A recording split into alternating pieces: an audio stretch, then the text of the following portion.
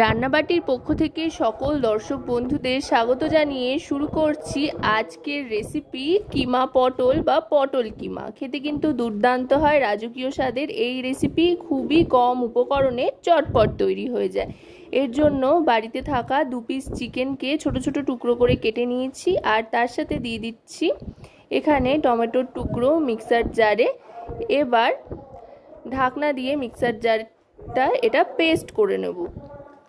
Chicken কিমা আর tomato একসাথে paste করে নেওয়ার পর কড়াইতে সাদা তেল গরম করে লম্বা লম্বা করে কেটে রাখা পটলের টুকরোগুলো দিয়ে দিচ্ছি, দিয়ে ভালো করে ভেজে নিতে হবে। পটলটা একেবারেই ভালো করে ভেজে নেব যাতে করে সেদ্ধ হতে খুব একটা বেশি সময় না লাগে। পটলটা গ্যাসের ফ্লেমটা মিডিয়াম টু লোতে রেখে ভালো করে ভেজে নিয়ে তুলে নিতে হবে। পটল ভাজা হয়ে গিয়েছে। এবার পটলটা তুলে নেওয়ার পর কড়াইতে আরেকটু তেল অ্যাড করে তারপরে তাতে দিয়ে দেব পেঁয়াজ কুচি। পেঁয়াজ কুচিটা দিয়ে গ্যাসের ফ্লেমটা মিডিয়াম টু লোতে রেখে পেঁয়াজ কুচিটা গোল্ডেন কালার আসা পর্যন্ত ভাজতে থাকতে হবে। চাইলে কিন্তু আপনারা পেঁয়াজ বাটাও ব্যবহার করতে পারেন, তবে পেঁয়াজ কুচি দিলেও কিন্তু বেশ ভালো লাগে খেতে। এবার এর মধ্যে দিয়ে দিচ্ছি আদা রসুনের পেস্টটা দিয়ে এবার ভালো করে মিশিয়ে নেব। আদা রসুনের কাঁচা গন্ধটা যাওয়া পর্যন্ত ভালো করে কষিয়ে নিতে হবে।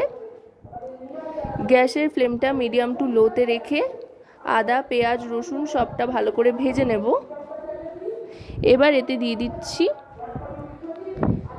চিকেন আর টমেটোর যে পেস্টটা তৈরি করে রেখেছিলাম সেটা। চিকেনের পেস্টটা দিয়ে কিন্তু গ্যাসের ফ্লেমটা একেবারে লোতে করে মশলা কষাতে থাকতে হবে, তার কারণ চিকেনের কিন্তু শুকিয়ে আসার একটা চান্স থাকে, সেই জন্য গ্যাসের ফ্লেমটা লোতে রেখে ভালো করে ভাজতে থাকতে হবে। আর এতে এবার এক এক করে দিয়ে দিচ্ছি সমস্ত গুঁড়ো মশলা। প্রথমেই দিয়ে দিচ্ছি হলুদ গুঁড়ো 1 টিস্পুন পরিমাণে, তারপর রোস্টেড ধনে আর জিরে গুঁড়ো 1 টিস্পুন পরিমাণে, কাশ্মীরি রেড চিলি পাউডার এটাও 1 টিস্পুন পরিমাণে দিয়ে দিলাম, আর দিয়ে দিচ্ছি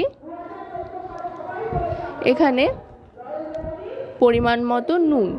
এবার সমস্ত গুঁড়ো মশলা আর নুন ভালো করে মিশিয়ে ভাজতে থাকতে হবে। এবার ভালো করে ভাজা ভাজা হয়ে গেলে যখন একেবারেই শুকনো হয়ে আসবে তখন সামান্য একটু জল চাইলে আপনারা অ্যাড করে দিতে পারেন, আর তা না হলে কিন্তু অনবরত নাড়তে থাকতে হবে যাতে লেগে না ধরে, সেই জন্য। এবার এতে সামান্য একটু জল দিয়ে দিচ্ছি। জল দিয়ে গ্যাসের ফ্লেমটা মিডিয়ামে করে ভালো করে মিশিয়ে নেব। মিশিয়ে নিয়ে এবার এতে দিয়ে দেব ভেজে রাখা পটলের টুকরোগুলো দিয়ে ভালো করে মিশিয়ে নিয়ে একটু চাপা ঢাকা দিয়ে রাখতে হবে। পটলটা সেদ্ধ হতে কিন্তু খুব একটা বেশি সময় লাগবে না, আর চিকেনটাও যেহেতু কিমা করা আর ভালো করে ভাজাও হয়ে গিয়েছে, তাই খুব একটা বেশি সময় কিন্তু তৈরি হতে লাগবে না। তাই মিনিট 2 মতো ঢাকনা চাপা দিয়ে একটু অপেক্ষা করতে হবে। আশা করব রেসিপিটি আপনাদের ভালো লাগবে। ভালো লাগলে অবশ্যই রান্নাবাটি চ্যানেলটিকে সাবস্ক্রাইব করে লাইক শেয়ার কমেন্টের মাধ্যমে আমাদের পাশে থাকবেন, আর পাশে থাকা বেল আইকনটি অন করে দেবেন সবার আগে সমস্ত রকম নতুন রান্নার নোটিফিকেশান পাওয়ার জন্য। কথায় কথায় কিন্তু রান্না প্রায় তৈরি হয়েই এসছে, 80% রান্না কিন্তু ডান। এবার সব শেষে যেটা করব সেটা হচ্ছে এতে দিয়ে দেব সামান্য একটু শাহি গরম মশলার গুঁড়ো, আর তার আগে ভালো করে আরেকবার কষিয়ে নিচ্ছি।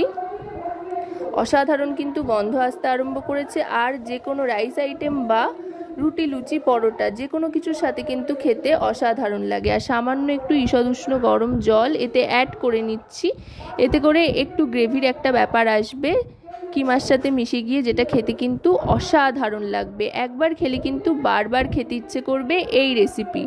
পটল যে বারবার খেতে কেউ চাইতে পারে সেটা কিন্তু এই রেসিপিটা না বানিয়ে খেলে বুঝতে পারবেন না। তো এবার সার্ভ করে দিচ্ছি। তো আজকের এই রেসিপিটি আপনাদের কেমন লাগলো সেটা কিন্তু অবশ্যই আমায় কমেন্টের মাধ্যমে জানাবেন।